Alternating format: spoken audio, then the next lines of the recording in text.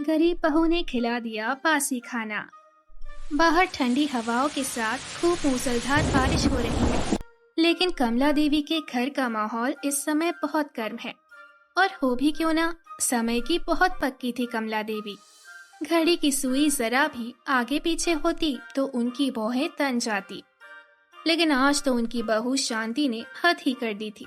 पूरे 5 मिनट देर हो चुके थे और चाय अब तक नहीं थी। कमला देवी अंदर से चिल्लाती है, बहू, इतनी देर हो गई, अब तक चाय नहीं बनी? तेरे माँ बाप ने तुझे सास की सेवा करना सिखाया भी है या नहीं? आई अम्मा, अब बारिश में सारे कपड़े भीग गए थे, वही उतार रही थी। शांति जल्दी जल्दी कपड़े समेटती है, फिर रसोई में जाकर चाय बनाती है और सासू माँ को थमा देती है। ठीक है, अब जा, पराठे बना कर ला। ऐसी बारिश में गर्मा गर्म पराठे खाने का बड़ा मन है। शांति थकी हुई सी रसोई की ओर जाती है, लेकिन जैसे ही कढ़ाई चढ़ा के गैस चलाती है वो जलती ही नहीं। वो बार बार कोशिश करती है, फिर समझ आता है कि गैस सिलेंडर तो खत्म हो गया। लेकिन सबसे बड़ी मुसीबत तो ये थी कि थोड़ी लकड़ियाँ थी, वो भी इस बरसात में भीग चुकी थी। गैस भी नहीं, लकड़ी भी गीली है, अब क्या करूं? वो कुछ सोच ही रही होती है कि तभी फिर से कमला देवी की तेज आवाज गूंजती है। अरे ओ निकम्मी, एक आदमी के लिए पराठा बनाना है, पूरे गांव के लिए नहीं। कितना समय लगता है, इधर भूख से जान निकली जा रही है। तुझे तो बस यही चाहिए कि पुड़िया मर जाए और सारी जायदाद तेरे हाथ लग जाए।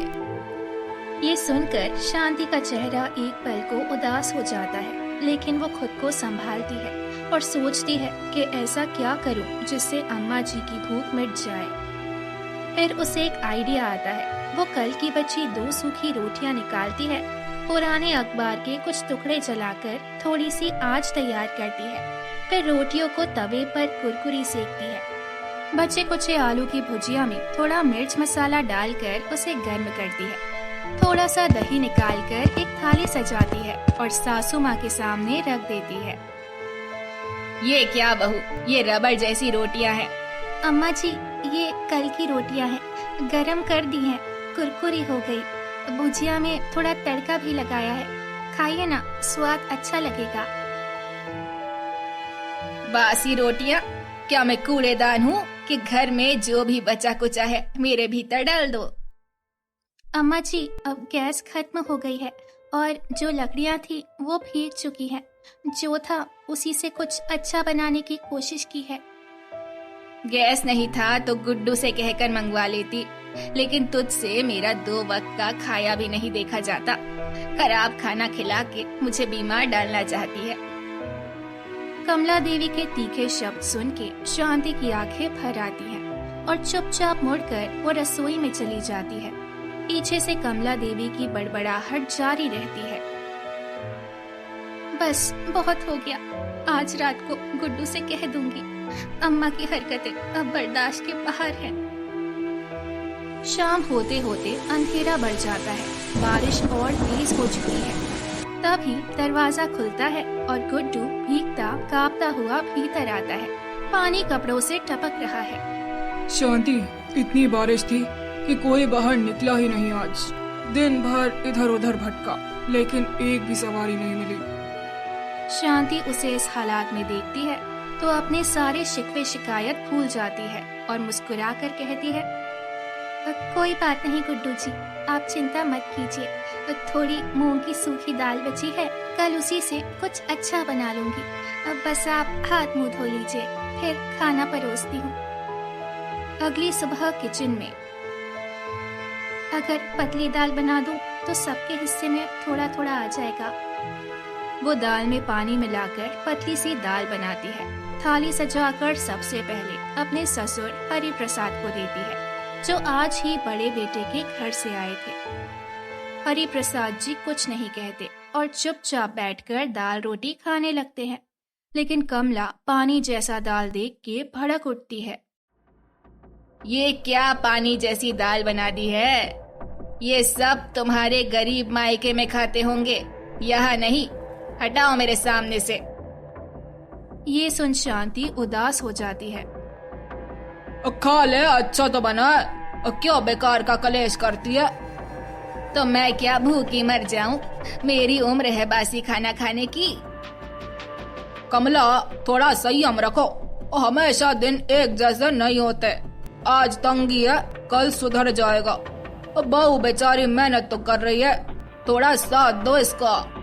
तुम ही उसके पक्ष में बोलो, तभी तो ये सिर चढ़ गई है। मैं ये कभी पतली दाल और कभी बासी खाना नहीं खा सकती। जा रही हूँ मैं अपने बड़े बेटे और बहू के पास, कम से कम बासी खाना तो नहीं मिलेगा। देख कमला, बात मान ले, वरना बहुत पछताओगी।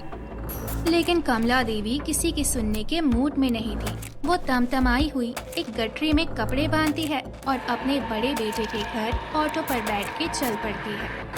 थोड़ी देर में वो अपने बड़े बेटे रवि के शहर वाले घर पहुंच जाती है। धीरे से दरवाजे की घंटी बजाती है।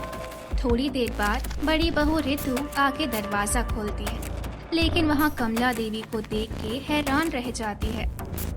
अरे मम्मी जी, आप यहाँ अचानक?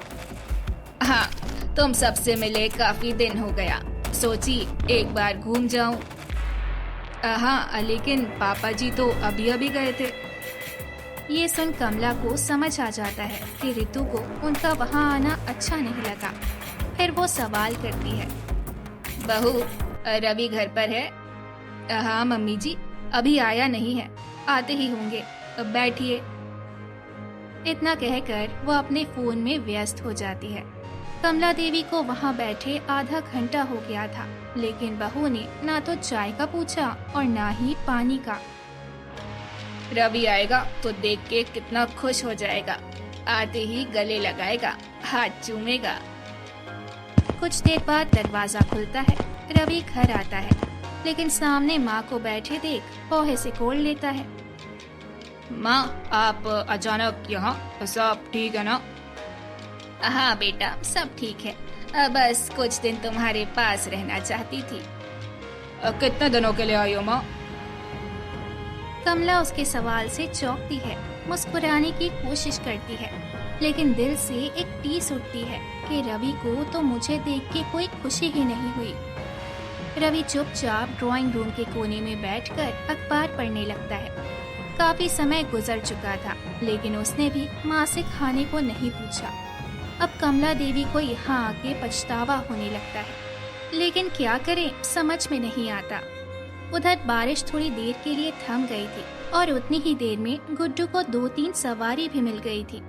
आज वो बहुत खुश था, क्योंकि कई दिनों के बाद कमाई हुई थी, इसीलिए वो सीधा बाजार पहुंचता है और भिंडी, आलू, टमाटर, बैंगन, तरह तरह की सब्जियां खरीदता है। सब मिल गया। आज अम्मा इतनी सारी ताजी सब्जियां देख के तो खुश हो जाएगी। वो जल्दी जल्दी घर की तरफ बढ़ता है और घर पहुंचकर शांति को थैला पकड़ाते हुए कहता है, शांति, आज अम्मा के लिए गरम गरम सब्जी और पूरी बनाना। कई दिनों से ढंग का खाना नहीं खा रही है। पर वो तो सुबह ही गुस्से में उठकर चली गई, बड़े भैया और भाभी के पास। चली गई? लेकिन क्यों? और किसी ने रोका क्यों नहीं? सब ने रोका, लेकिन तुम जानते ही हो तुम्हारी माँ कितनी जिद्दी है। इतने में दरवाजे की कुंडी खटकती है। रामू तेजी से उठता है, दरवाजा खोलता है तो सामने कमला देवी खड़ी है। भीगी आंखें, थकी हुई चाल, चेहरे पर पीड़ा की गहरी लकीरें। अम्मा, आप आ गई और आप रो रही हैं, क्या हुआ? मुझे समझ नहीं आ रहा है कि आप सबसे कैसे माफी मांगू। इतने सालों से मुझे कितनी मान सम्मान से रखा, जब जो कहती वो किया, लेकिन मैं हमेशा अपने बड़े बेटे और बहू के गुण गाती रही। बहू, तूने हमेशा मेरा ध्यान रखा, लेकिन मैंने कभी तेरे खाने में कमी निकाली, कभी तेरे तौर तरीकों में, लेकिन तू चुप रही। आज मुझे समझ आ गया कि तेरे माँ बाप ने बड़ा अच्छा संस्कार दिया है तुझे। हो सके तो मुझे माफ कर दे।